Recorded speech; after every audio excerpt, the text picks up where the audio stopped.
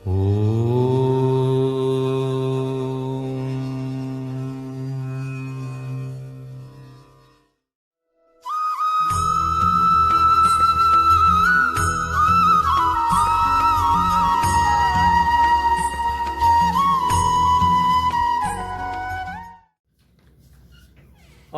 गजाननं भूतगणाधिसेवितं कपित्थजम्बूफलचारुभक्षणं उमासुतं शोकविनाशकारकं नमामि विघ्नेश्वरपादपङ्कजं। प्रिय मित्रों, भविष्य दर्शन चैनल में आपका हार्दिक स्वागत है। आज हम बात करते हैं गणेश चतुर्थी 2020 के विषय में। गणेश चतुर्थी का शुभ मुहूर्त पंचांग के अनुसार भाद्रपद मास के शुक्ल पक्ष की चतुर्थी तिथि 21 अगस्त शुक्रवार की रात 11:02 से प्रारंभ हो जाएगी और 22 अगस्त शनिवार को शाम 7:57 तक रहेगी।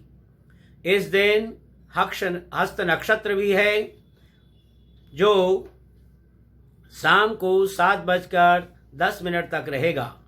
शास्त्रों के अनुसार इस दिन वर्णित चौघड़िया मुहूर्त शुभता प्रदान करने वाला है। पंचांग के अनुसार 22 अगस्त को दोपहर 12:22 से शाम 4:48 तक चर, लाभ और अमृत के चौघड़िया हैं। आज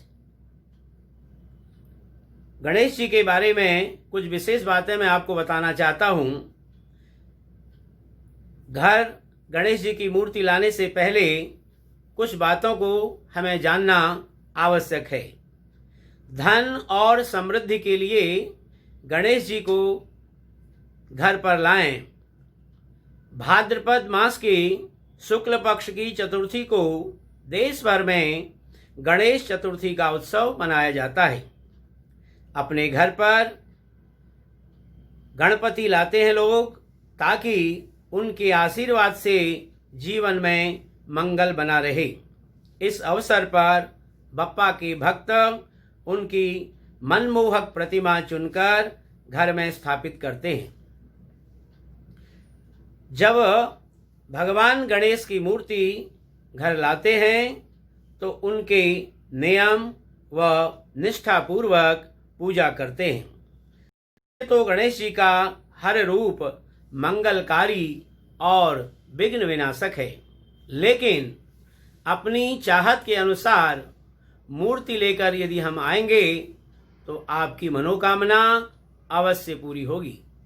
गणेश जी की मूर्ति घर लाते समय आप केवल सुंदरता के अलावा इन बातों को भी देखेंगे तो आपके लिए ज़्यादा लाभप्रद होगा।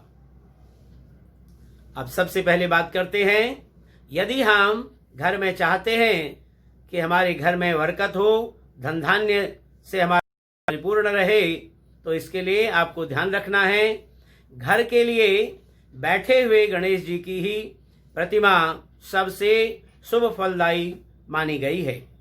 अगर आप बैठे हुए गणेश जी की मूर्ति लाकर पूजा करते हैं तो आपके घर न सिर्फ बरकत होती है बल्कि स्थायी धन में भी लाभ होता है। हालांकि खड़े होकर आशीर्वाद देते हुए गणेश जी की प्रतिमा भी अच्छी मानी गई है। यह सफलता और तरक्की की सूचक मानी जाती है। अब हम बात करते हैं गणेश जी की सूंड के विषय में कि गणेश जी की सूंड कैसी होनी चाहिए। गणेश जी की मूर्ति घर लाएं तो सबसे पहले हमें ध्यान रखना होगा कि गणेश जी की सूंड बाईं चाहिए। ऐसी मूर्ति को ही वक्रतुंड माना जाता है। दाईं ओर की सूंड वाली मूर्ति की पूजा से मनोकामना सिद्धि में देरी होती है। मूर्ति में होनी चाहिए ये चीजें। खासतौर पर जब हम मूर्ति को घर में लाते हैं तो गणेश जी की मूर्ति में क्या क्या चीजें होनी चाहिए इसके विषय में बताते हैं। गणेश जी की मूर्ति में उनका वाहन चूहा अवश्य होना चाहिए। इसके साथ ही गणेश जी के हाथों में एक दंत अंकुश भी होना चाहिए। गणेश जी का एक हाथ आशीर्वाद की मुद्रा में होना चाहिए और एक हाथ में मोदक होना चाहिए, क्योंकि शास्त्रों में देवी देवताओं का आवाहन इसी रूप में किया जाता है। अब कैसी हम मूर्ति लाएं कि जिससे हमारे घर के तमाम सारे संकट दूर हो जाएं? अगर आप घर पर आराम करते हुए गणेश जी की मूर्ति लाते हैं तो इससे घर में सुख और आनंद बढ़ता है। इनकी पूजा करने से जीवन के सभी कष्ट दूर होते हैं और आपको मानसिक शांति प्राप्त होती है। वहीं सिंदूरी रंग के गणेश जी समृद्धिदायक माने गए हैं। सिंदूरी वाले गणेश जी की पूजा गृहस्थ और व्यापारियों को विशेष रूप से करनी चाहिए। और जो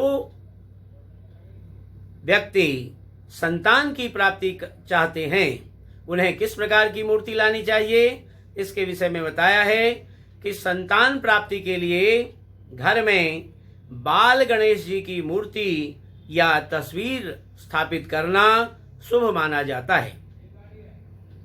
इसकी प्रतिदिन पूजा करने से सभी विघ्न दूर होते हैं, की प्राप्ति होती है।